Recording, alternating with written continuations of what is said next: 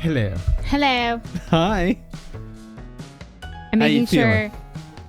God, I'm feeling like so much better. I mean, you can tell, like I'm dressed in clothing. That's already like it, I mean, I know. I can speak in full sentences. All right, first of all, welcome to Kidding, Comedians Having a Baby. I realize that we don't say the name of the show at the beginning of the show. It is, I feel like whether you're robed or unrobed tells me what kind of day you're willing to have or put up with from those around you. I mean, I have blush on. You're doing great. No, you're good. crushing it. You left the house today. And for people who are watching and wondering, this is a homemade smoothie that I make, Dave and I. It is blueberries, kale, chia seeds, cottage cheese, banana, and water. It's not the same color, but it has the consistency and vibe of the blue milk from Star Wars. So that's what we've got going on. We should call it blue milk. Luke. That's all I hear when I do it. Okay, so 16 weeks. 16 weeks. 16 weeks. Oh, by the way, we're going to have like blue shit all over our... All of it, yeah. No, 100%. Yeah. And the baby is the size of an avocado. Avocado baby. Avocado baby. I'm very excited. I had an avocado roll to celebrate. I was blown away when we were told in the video that our sweet little baby is making faces. They're making faces. Yeah. And apparently their eyes are moving, even though the eyelids are sealed shut. The back is also becoming straighter, I think is what they said. And they're moving more in general. They're gaining. I will say I feel a lot more, and I felt last week as well, a lot of stretching in my uterus. Like it was a lot. And this is the first week. This is the earliest I might feel the baby move. Now you were told, your mom said that what it originally feels like before it gets bigger is a little butterfly. Butterfly or bubbles are the two things that I've heard. So we're gonna see. I'm very excited. So, but I definitely keep starting yesterday, I was poking my stomach going like, move. You're going to regret that so much. I'm going to regret that so much. We're going to go back when we are on, episode 30 and you're just like, I can't believe I wanted this baby to move. Yeah. When it's just keeping me up at night, their little gymnastics session. But yeah, no, that is where we are. Baby is very much like it is I feel like we've gone from like fetus to fetus. Yeah. The baby is looking like viable at this point. Like it's like, hey, this is gonna happen. Well, it's not viable yet. No, but it's like every week it's getting into like a territory where I'm like, wee. I mean, it's getting every week it gets more serious. And next week we have another doctor's appointment, and I believe we are scheduling the anatomy scan, which is a big one. Yeah, they check like all of the organs, the face, everything. It's like a 40 minute sonogram. Well, we could save some time by showing them the previous sonogram and just be like 5 fingers. 5 fingers. 5 fingers. We know that for sure. We know that. Well, yeah. There we go. Yeah. High five. So this past week we took a little vacay. We had a little baby shower. It was our baby moon. Yeah, it was my. Which the first 5 times you said I didn't get it. You didn't understand what I was saying, baby moon? You thought I was like, I thought it was one of these. Were you thinking I was like stroking out or something? No, I thought it was one of these like hippy dippy, like, we have a waxing moon, but then also sometimes you have a baby moon, I'm feeling, because you do that all the time. You're like, it's a full moon, which means, plentiful harvest, or whatever the hell. That's not what that means. It's not, but you're always like, it means abundance, So no, keep trying. We're getting there. We're going to get there. I edit these so I can make myself sound really important. No, but but then I was like, oh, okay, got it. But we did a baby moon, very relaxing, good food. We've also, at this point, apparently the baby... So the taste buds are fully formed and can taste the amniotic fluid, and what I eat flavors the amniotic fluid. Yeah. So the baby had do we want to say where we were? Yeah. Oh, so we were in Nantucket. Yeah. And so I ate my weight in lobster rolls. So the baby ate very, very well. And I had, so very, very amazing, awesome food. Anybody who followed you around, if anybody else would not think you were an adventurous eater, because you were just like, I'm going to get the lobster roll again. I'm just going to get it. You were just all about it. If you do go to Nantucket, there is if I may, there's I would say 2 suggestions I would really make. Like once it's not hard. It's a very, very small little town. There's a fudge place go get the fudge. Get the fudge. Get the fudge. There's also a place called the Juice Bar. Yeah. Go get the ice cream. Get the ice cream. Get the ice cream. Get the fudge. Everything else, you're good. Everything else, you can work around. You can figure it out. But if you're not hitting those, you didn't actually go to Nantucket. Yeah, there was okay. So there is a restaurant called the Straight Wharf, and there's the Straight Wharf restaurant, which is like a super high end, like really super expensive restaurant. But then they sort of have a smaller version of that, which is like you don't make reservations; it's just like come. That there was the best clam chowder I've ever had. It was really good. I highly recommend just go there for the clam chowder. So the hardest part about the trip, though, was the fact that like Nantucket is a beautiful place, but they spent all the money on the buildings and not on the sidewalks. Because there's no, like, once you get into, because we were staying like at our place and we would walk into town. Yeah. And it was like a 10-15 minute walk just to get from. And the sidewalks were just a bit of a gamble. They were either non-existent and we're just on the side of the road. Or they were like beautifully... Which didn't make Dave nervous at all. Not at all. Walking with his pregnant wife. But what made me even more nervous is when we got to the sidewalks and they were just like not big slabs of concrete, but like little bricks that just have been ripped up over time. So it's not your New York sidewalks. Take your pregnant wife to a place that is literally like an obstacle course. Just to get through, like I had my at night, no street lights. Why would you have street lights? So I'm just kind of like holding my flashlight out, going like, be careful there, be careful there. I felt like I was really micromanaging your walking. I was like, honey, it was very cute. Honey, every time there was like a route, you'd be like, there's a okay, right there. It was very cute. Yeah, I tripped more than you did. You did. Yeah. Well, I think you were more worried about me tripping, that you weren't paying attention for yourself. No, I was not. But I was looking at where your feet were. But it was gorgeous. I mean, it is absolutely stunning. It is very, very beautiful. It's a wee bit expensive there. Well, we went to a little baby store. So we went to a baby store because we're thinking, oh my God, we'll get the baby something. We'll get a baby something from Nantucket. Nantucket baby. And the onesies started at like $60. Yeah. And we were just like, my favorite though was they had hand knit cashmere caps. Yeah. That I'm just like, baby's not going to appreciate cashmere. Like, let's be honest right there. One, why am I buying cashmere for a baby? Right. That's ridiculous. I think they started at like $125. Yeah. For like, and I'm like, for a fucking baby. I'm like, baby. I'm like, even if I was like, yeah, I totally have baby cashmere hat budget, I'd still be like, why? But it reminds me of like when the joke that I have about like people who weddings are like, hey, let's start our life together by taking a massive financial hit. It's the same thing with like, if you're going to make baby stuff expensive, you're like, yeah, you know, when the baby's here, I have to pay for things too, right? I gotta feed this baby. Well, so I used to babysit. We've now established that. And I would work for very rich families. And they would buy like their 2-year-old an Armani sweater. And I'm like, they're going to grow out of this in 2 months. Yeah. Who is this for? Yeah. The kid barely could move in the sweater. And I'm just like, why? They're gonna grow out of it. Like it's to me, it doesn't make sense to buy super expensive baby clothes. Like I get it if the baby is gonna be like in a wedding. Okay, let's buy something nice. You want to buy like a nice, like a cute little birthday dress or a Christmas outfit. Okay, cute. I love it. I understand. But just the day-to-day shit? Yeah. They're going to grow out of it in 5 minutes. I already feel like we've accrued, like, just by, like, surprise baby gifts that we've gotten from people who care about us and have, like, sent us things. We've accrued a pretty good wardrobe for the baby already. Yeah. Like it's not done, but, like, we put a dent in it. Like, we're pretty good. No, I think it makes absolutely no sense to buy everyday designer baby outfits. It's like That's a thing that you yell at your child when they're a teenager and they're not listening to you. Like, I bought you Armani clothes when you didn't even appreciate it. I'm like, you're buying your kid Gucci before they have object permanence? Like, yeah. What? We didn't mention this. Mommy, I can't see your face, but thank God I have this cashmere cap on. Oh my goodness, thank you.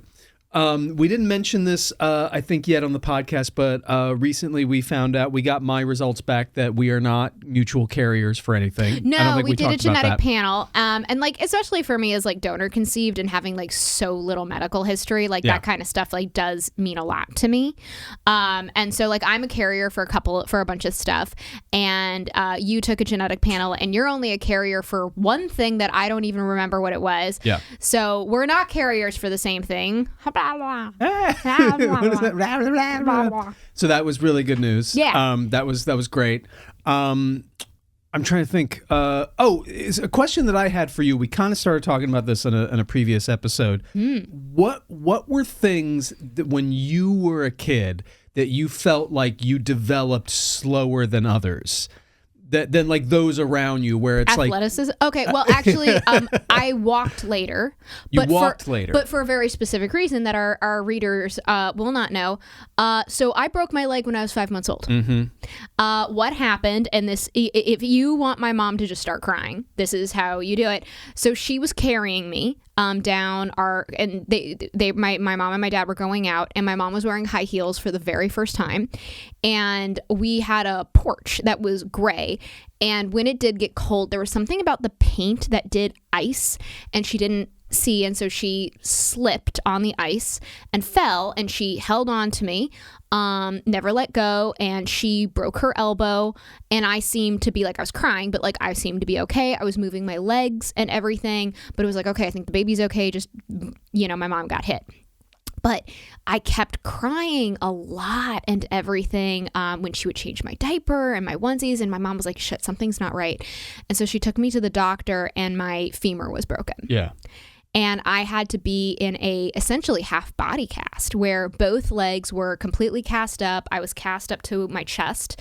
They obviously had like an opening so that I could, still go to the bathroom. Mm-hmm. And I was in a cast for, I think like 4 or 5 weeks or something. And I've seen the pictures. I feel so bad for you, but also it's the cutest thing in the baby cast. It's a full lower body baby cast that had like a little hole for your butt so you could poop. Like it was just like, it was so cute. It was very cute. And you're adorable baby, so you're just kind of like like it's just so cute. I did look like a little doll in the little cast. Yeah. No, so it was, my mom always joked that she wished that like they put handlebars in the cast because it was so hard to hold me. Yeah. But she could literally, because they cast my legs like a little, and it was like my legs were just like a little far, like a little like widespread. That's how they kind of positioned me. She could like prop me up against a wall, and I would just stay there. But that delayed walking. So that delayed walking. It did. She was we actually do a video of my first steps, and it was like, I've not seen these. I think you have. I don't think so. I think you have. We'll watch it again. But those were like, for my mom and my dad, it was like a huge deal. It was like, oh, thank God she can walk. Okay. Right. Because they were really scared that like, oh God, was I, did something happen? Yeah. So that was really, they were very relieved, and my mom just felt so guilty. Was there anything like, I mean more like goofy superficially, like have I told you about my sock problem? Oh yeah. Okay. So like when I was a kid. I mean, you still are weird with socks, dude. I just don't like the seam going across my toes. Everyone needs to understand this is what happens. That's so normal. No. This is what Dave does. He gets in bed, and he pushes his socks off so they're half on his feet. Yeah. And half like they're hanging off. Yeah. But they're like just, it's like, covering when you his take your socks off, stop halfway. So like they're almost off. Yeah, but that's just because my body gets hot and cold. So it's like I like the cold on my. But then the socks fall off in bed, and then Laura has to go fish them out in the morning and put them in your hamper. Yeah. Yeah. Didn't I put that in the vows? No, you missed the sock. Oh, okay. Piece of that one. When I was a kid, my big sock issue was everyone would buy me socks that had the seam going across the toe rather than over on top of the toes, and it was so irritating, and I couldn't stand it that I would try to I would get bigger socks and fold that over. I would rather have an entire second folded sock over my sock in my shoe than the seam going across. I'm excited to see whatever the kids' issue is going to be, like whatever like weird thing they've got that they just need this somehow adjusted. I am excited for that. Well, because it's a part of being a kid is like, what is the thing that it looks like all the other kids are fine with? Because that's all being a kid, especially like elementary school and grade school, like early grade school. Everybody's like, I'm not a mess. But everyone goes home and they're like, I need this. Like there was a kid in like 5th grade. She still sucked her thumb. In what grade? 5th grade. Ooh, that's okay. And I remember as a kid, like I sucked my thumb for a long time. Really? Yeah. I remember like as a kid going like, that's why they told me I had an overbite and I needed headgear. Really? That's what I don't know if because how late were you sucking your thumb? 5, maybe into no. Okay. I think I stopped at 5. Okay, but like 5th grade, like we all looked at her and we're like, we don't even want to make fun of her. That's just awful. I mean, that's rough on her. Yeah. I mean, I'm wondering, like, all I want to know is, I mean, that's an anxiety. Just like that's rough. I had when I was really young. Also, she could be a fellow autistic. That also totally, could be. 100%. Yeah, 100%. There was a few years where my lips, what lips, would get really dry, and so I would. Like that was my nervous habit, and it like caused a rash around my face. So there's pictures. If you look at like the evolution of me, it's me like, hey, I'm a kid. Hey, I'm a kid. Hey, I'm a kid. Hey, I'm really uncomfortable having my picture taken because I have a giant rash around my face. Still have the giant rash. Still have the giant rash. Hey, the rash is over. I'm back to being a kid again. Like it was just a period where I was very unhappy all the time. Oh, I have a weird one that I did. I think I was 4, and I would bite my arm hair off. I would literally just go bite it and then pull it out. Please say more. And then I would and then I got like a little rash, like little red bumps on it because I would just be I'd just be biting my hair off. This beautiful doll of a little girl wearing these incredible outfits, and just when no one's looking, just like just dommering your own ripping my arm hair off because that's hilarious. Was it a nervous thing? No, I don't think so. I think I just liked it. I think in the same way it was a sensation I liked, in the same way I liked sucking my thumb. There was something of ripping my arm hair out. I remember I liked at 4 years old, which I'm now really sitting with and going like, I think we need to examine that. My best friend had, when we were like in high school, I noticed that he would always be on his fingernails, always. And I remember just being like, fucking loser. Like, you've got this, like, you've got to tell, man. You've got to tell. And then around that time, I watched a video that someone had taken on a video camcorder that I didn't know I was being recorded. And at the time, I was like, like literally, like 10 times that nervous twitch. You were just in your own space. Yeah. So, you know what I love? Like that, literally. And I'm just like, that kid was making fun of the guy who was like, like, come on, man. I think none of us really know what our nervous tick is, but if you and we're thankfully we lived in an era before everybody had a camera in their pocket where like you would constantly be recorded. So it was an event when I was a kid when like, hey, we're gonna watch a videotape of you. Oh no! Well, it's only because of like cameras I realize how much of like an eyesight issue I have. Like I mean, again, it's like autistic, but I think actually my dad clocked. I was the first one to be like, you have issues with eye contact. Yeah. And he was like, and he was actually really great about it. He was like, so here's the trick with eye contact. He's like, this is how you focus and everything. Like he was actually really, really nice with it. But he was the first person to clock it of going like, huh. Interesting. Have I told you my eye contact thing? No. I realized. Oh, yes, you have. But tell the audience. Tell the audience. I realized that I'm awful with eye contact, and I realized why it is. It's because by making eye contact with someone, the passive subtext is I want you to be making eye contact with me. and I felt nervous about asking people to stare at my face. I like my face. You don't have to if you don't want to, so I'm just going to look away. And that was like all this weird subtext that I wasn't even really thinking about until like I kind of like pieced it together. It's like, I don't want to force anyone to look at me if they don't have to. Mm-hmm. God, I'm such a people pleaser. You really are, honey. To a point where I'm like, oh, don't worry about being a human being next to me. I'm fine. You're so cute. But yes, we need to work on your confidence. Don't. It's fine. Everything, I guess we should. But if you don't want to, it's fine. But the point is, these are all things that kids are going to go through, and being able to spot these moments of like, it's okay. I remember when I was in kindergarten, Daniel Hearn, she sucked. Everybody hated her. It's terrible. Ugh, she had bangs. Ugh, goofy. Ugh, awful. We all hated her. She came to school one day and she knew how to tie her shoes, and none of us knew how to tie our shoes yet. And immediately we like the equivalent of like, bullshit, show me. And she like tied her shoes, and we all went like, fuck, we got to go learn how to tie our shoes. And we all ran home that night and we're like, if Danielle Hearn knows how to tie her shoes, we got to know how to tie our shoes. And it was like this motivation. I went back and looked at a picture of her. Normal little girl. I just want Danielle Hearn, wherever you are, I'm on your side. I just want you to know you sound delightful, and I'm so sorry. She was my dance partner at my kindergarten graduation. We danced to salsa together, and she was actually quite lovely.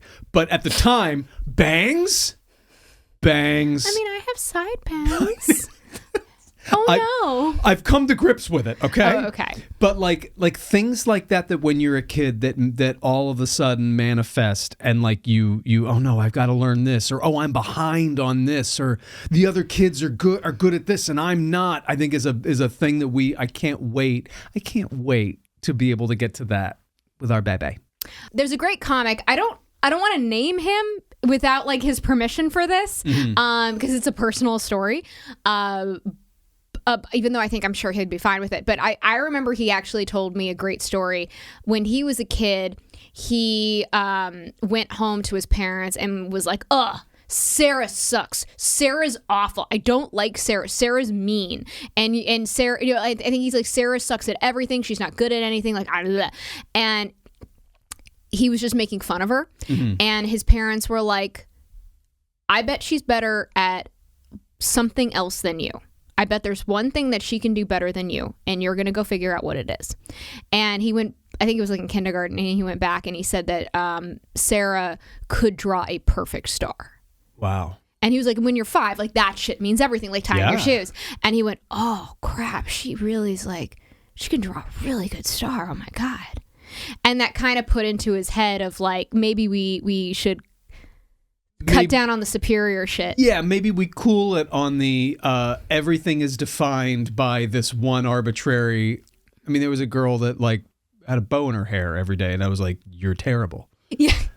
Every day a bow, and then like, just these we're all kids figuring it out. Kids are weird, but I think, but it's definitely up to the parents to like catch that shit and be like, hey, maybe we're not bowist.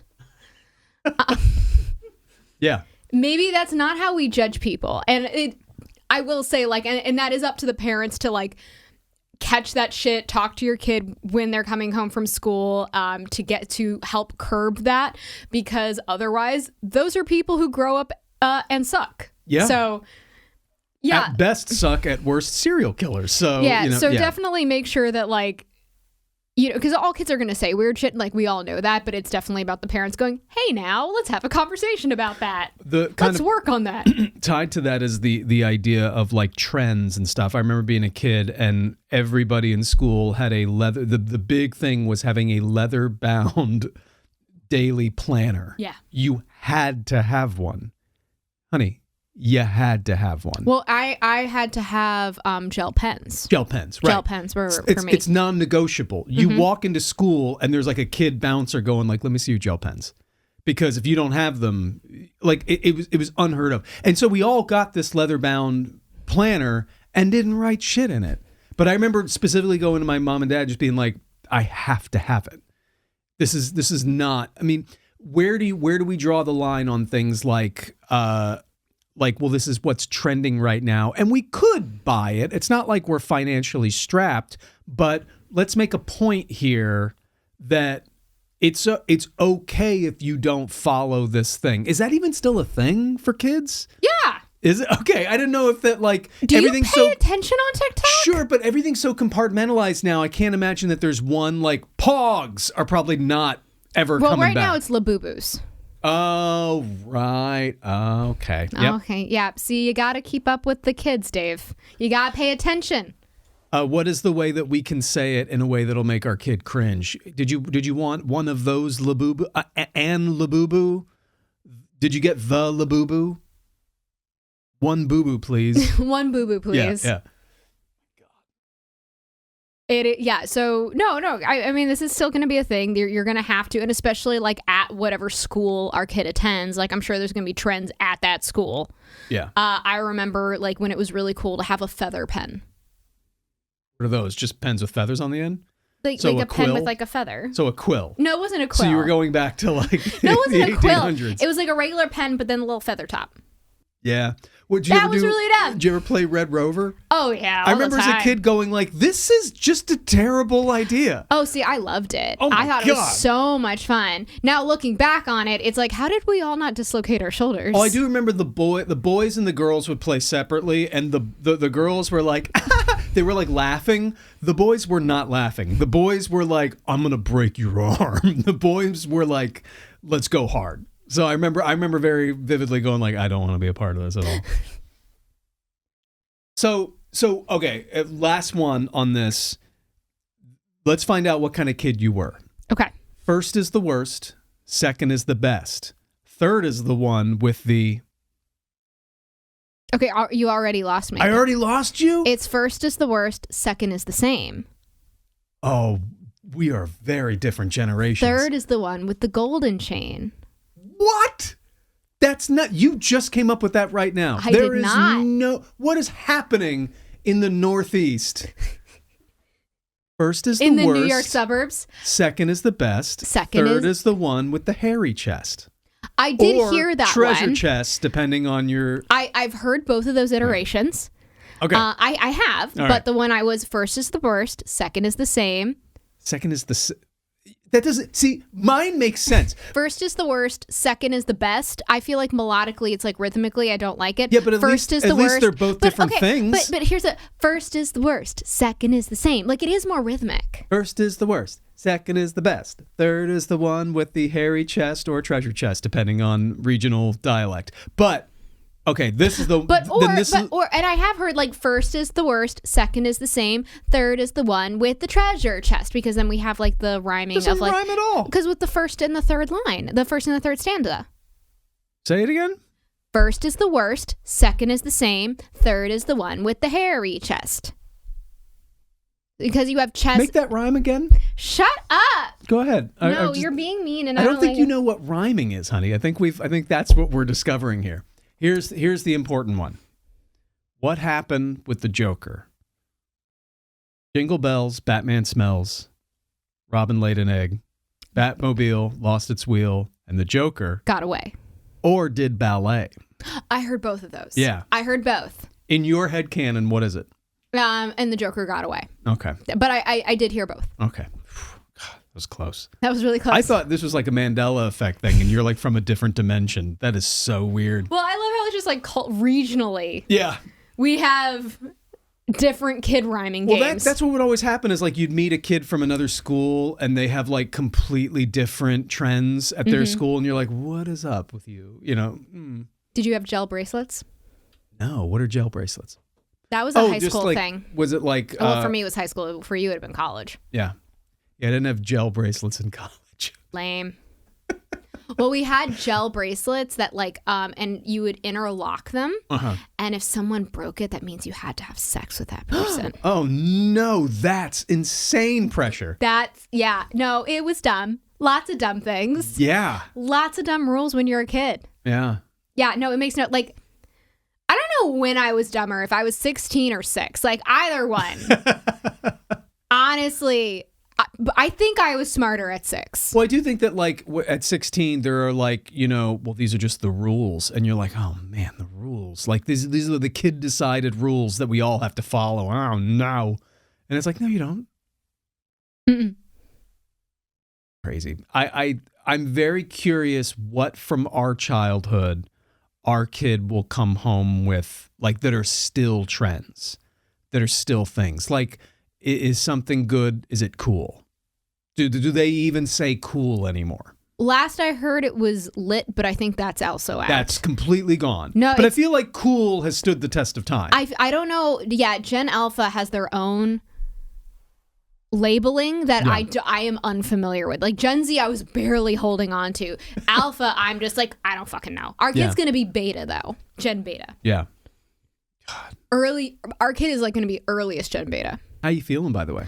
It's like night and day. I feel so much better. It is amazing, the difference, because I like at 10 weeks, I was like, this is death. This is now my life. I am now forever feeling this way. Well, there were days where you were like completely immobile. Yeah. And in Nantucket, we were walking like 12,000 steps a day. Like that's crazy. Like it's, and you are showing more and more. No, it's definitely, my tummy is definitely growing. I feel like it's like an inch, another inch every day. Yeah. And they said, they did say that your second and third trimester is when you really start growing. I was showing in the first trimester and I gained a little bit of weight, but it's definitely like, I'm sure next week when I step on the scale at the doctor's office, it's going to be like, whoa, hello. Yeah, no, it's definitely, it's growing. Yeah. Baby is making their presence known. Yep. I would like to feel some kicks now. Thank you so much. I want to feel a little baby kicks. You want to feel some baby kicks? I do. Well, to me, it's just, I think like some of our other friends who are a little farther along than us, like haven't felt the baby move yet. And it is like this like feeling of self-consciousness of like, oh my God, is the baby okay? Mm-hmm. Well, that was the same thing we had before we saw the first sonogram. We were kind of like, I just want to see the sonogram so I know there's a baby in there. I just want to see the heartbeat. I want to make sure like baby is there and present and accounted for. So it's like the same thing with movement. It's like, I want to know that like baby alive. Mm-hmm. And I from what we've seen, baby looks like they're moving. Baby looks like they're moving a lot. It blows my mind that it's not something that you're feeling. That's something the size of an avocado is going right now, and you're kind of going like, I can't wait to feel it. That's so crazy to me. I know. Yeah. Well, and especially the movement that we were watching. I mean, like the baby was doing was having a moment, having a little dance party in my uterus. What's next? What food is next? Large onion. That's a little. What about like a big one? That's the do we all have in our head what a large onion exactly the size of a large onion? People who cook do. That makes sense to me. I'm like, yeah, okay, so that's like a large Vidalia onion. All right. Okay, I'm just saying if you told me to come home, if you put on a grocery list large onion, I would need more. I do like actually giving you grocery instructions and seeing what you bring back. Because when I say like I need 3 onions and seeing like which onions you pick, very fun. I do enjoy that. Is that fun? It is. It's a mystery of like, I don't know what onions he's bringing home today. I am so glad usually husbands are like, honey, I really don't want you to check my Google history. But the number of times that I have to Google what a basic food item looks like, because you're like, we need cloves. And I'm like, cloves? Yeah. I'll be right back. The fuck is a clove? Like if you, like when I came home, said like, put your phone down, let me see your Google history. You will just see like image search for beets. Just because, okay, in my defense. I think I did ask you once. I was like, do you know what a beet looks like? I do know what a beet looks like. In my defense, our neighborhood supermarket kinda is not new person friendly. They're not non-cook friendly. Like, it's just a wall of green with no labels. And it's like, yeah, just grab me some parsley. Okay, am I wrong? You know what you're looking for, But like when you don't, I'm getting a face right now, so I'm going to stop talking. Because you're so precious. You're so sweet and precious. Just saying, I would need more. If you just said large onion, I would be like, okay. Relative to what? All right, we'll go to the grocery store and I will show you. I have to go to the grocery store tomorrow. Yeah. I will buy a large onion and I will bring it home and be like, this is a large onion. Okay. This is, here it is, okay? That's our baby. That's baby next week. Yeah. And then the week after that, it's cucumber. Wait. That's insane. You can't go, okay, because in my head, large onion. That's a really big onion. That's a really big onion. So like, I mean, I would say like that. And then a week later, and thin. Where are you shopping for cucumbers? This is what a cucumber. This is the size of a cucumber. Like on steroids. What are you talking about? Where cucumbers are this big? I mean, cucumbers are usually that big. You're out of your mind. You're out of your mind. Okay, so you're looking for steroid. You're looking for, cucumber. What can I expect? You did first is the worst, second is the same. You didn't get an education. I'm the one who cooks.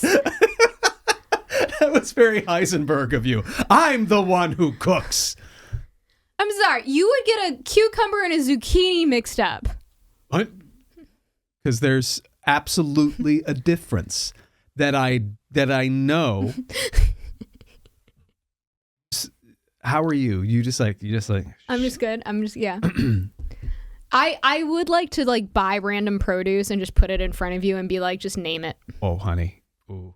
It would be funny for 10 seconds, and then you would start to lose respect for me.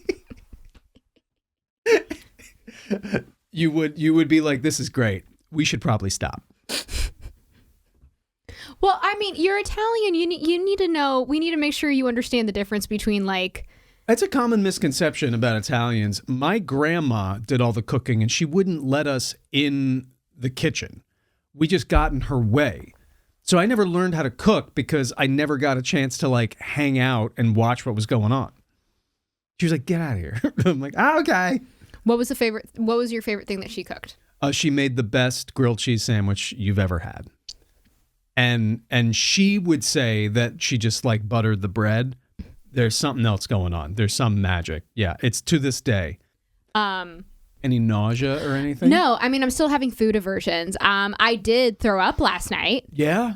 I tried to take my prenatals and my. Oh yeah. And I just ate a kiwi beforehand, and my body went nope. Mm-hmm. And threw it up. It was like, fuck that. Because you used to impress me. You'd be like, look at me. And you'd like put all of your pills and like, what do you think of that, motherfucker? Like you used to go crazy with that. And now you're like, huh?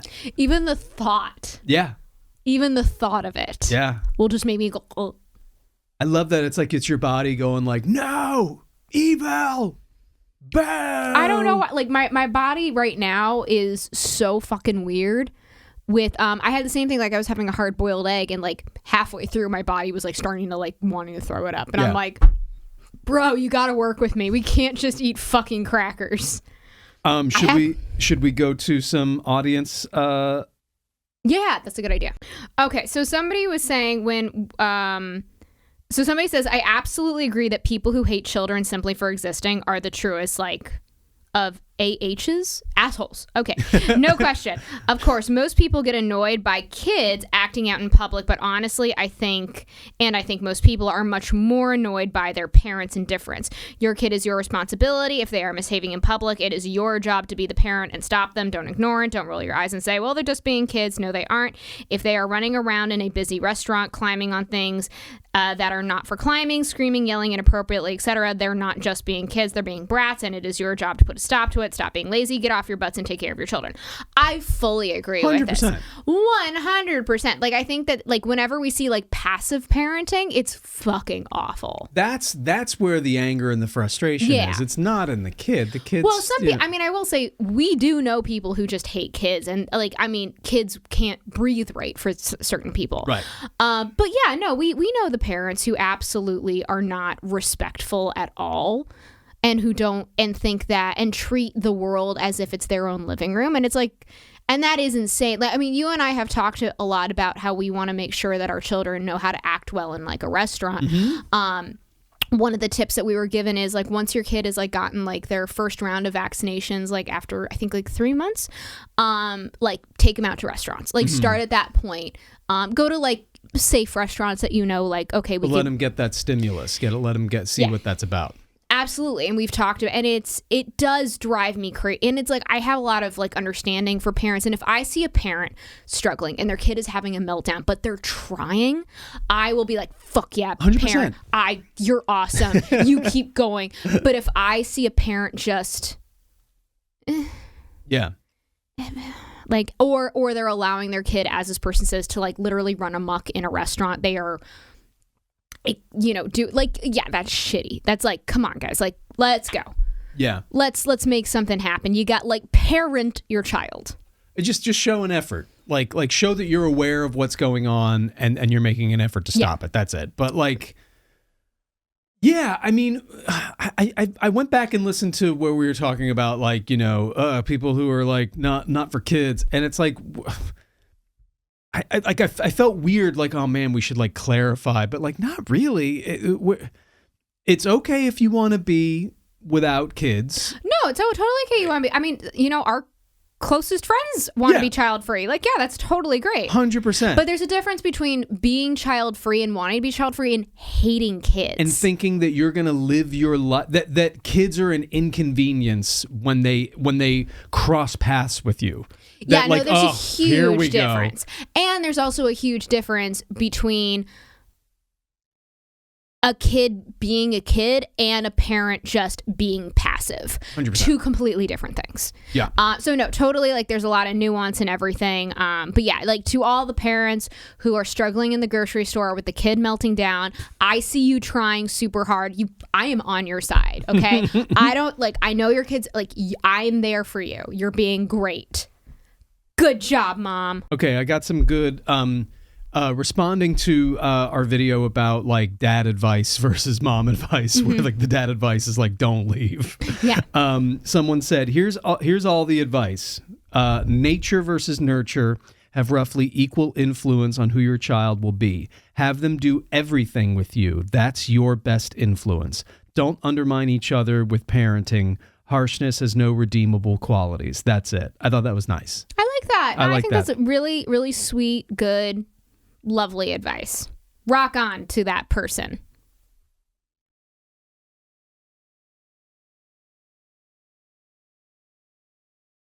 I found one that this one's, okay. Here you go. Fire stick for the hotel stay is my tip to all new dads. Being able to watch our comfort shows while we're in the hospital was nice.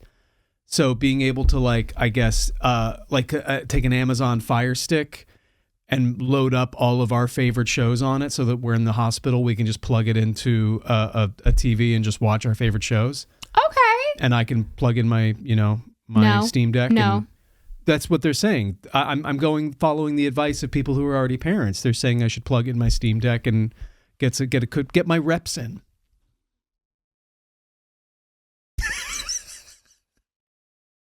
David. I can't escape this, can I? David, not everyone's going to know you're fucking joking. That's true. That is true. Okay, because, like, how many actual fucking dick-off husbands do that? That is 100% true. I'm realizing now that you don't know the context necessarily of all of the previous episodes where I've been like, guys, step it the fuck up.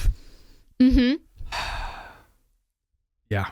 But the idea of having Bob's Burgers available for us. That's not a bad idea. I mean, can you imagine, though, if we gave birth, like, during a Bob's Burgers episode? I feel like that would be peak. Yeah.